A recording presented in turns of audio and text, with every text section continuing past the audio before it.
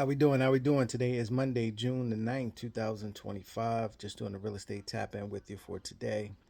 So when it comes to this new bill that the GOP and the president is trying to push through Congress, looks like it's going to have a lot of effects on, moderate to low income people.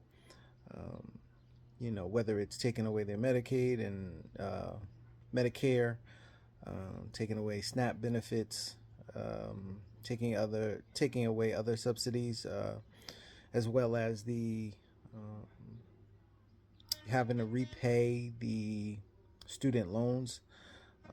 All of these costs that they're taking away from moderate to low income people are gonna have a serious effect on their housing situation. A lot of these people that do have student loans and things of that nature are homeowners. I think a big portion of the people who pay student loans have a FHA mortgage. FHA mortgages are already, kind of high in terms of the delinquency rate. I think it's somewhere around 14% of FHA borrowers are in some form of default, whether it be like serious default, meaning more than 90 days, or somewhere between 30 to 90 days. So there's an opportunity to, help these people. If you are someone in that situation, have a FHA loan and, things are getting tight, you should look for options out there when it comes to your home and what you can do. And you don't necessarily have to just sell the home and get out of the home. There may be some options where you can turn that home into an investment property to possibly help you with some of the bills and stuff that you are, incurring or about to incur if this bill goes through. And you can do that with seller financing.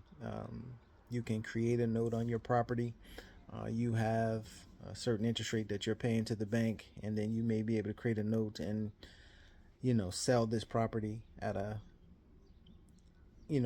gain for yourself, a monthly gain. The difference between what you have to pay the bank and what someone will pay you. Um, or if at least you can get somebody to take that payment away from you, maybe that can help your situation. Um, so you have to think about, other options as opposed to just selling outright, because more and more homes are coming on the market. You're probably going to have to sit a little, longer, just depending on, where you're at in the market, or which market that you're in, I should say. Your home may stay on the market a little bit longer.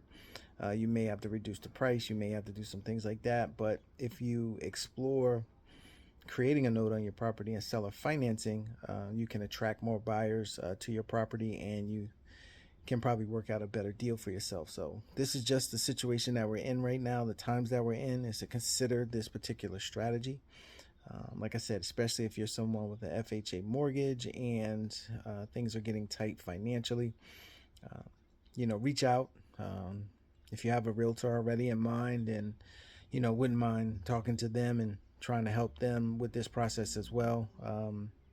The realtor will still get paid, and everything will get taken care of. But you have to look at these other options right now, just depending on your situation. And two, a lot of people with FHA mortgages, they may have gotten forbearances before, when COVID happened. So you really want to check your legal balance. Like, what do you legally owe in terms of what's on your mortgage? A lot of people say, well, I have $100,000 worth of equity.